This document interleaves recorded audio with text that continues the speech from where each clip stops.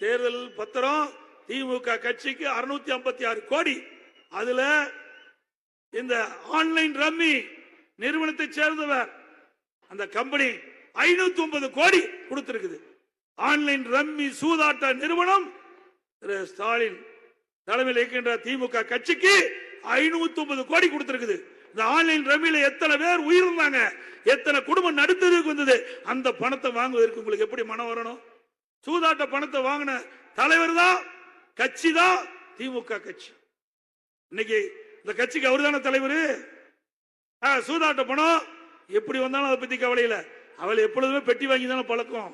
அந்த கட்சிக்கு பெட்டி தான் பழக்கம், பெட்டி தான் பிடிக்கும். அது எங்கிருந்து பணம் வந்தாலும் பரவாயில்ல.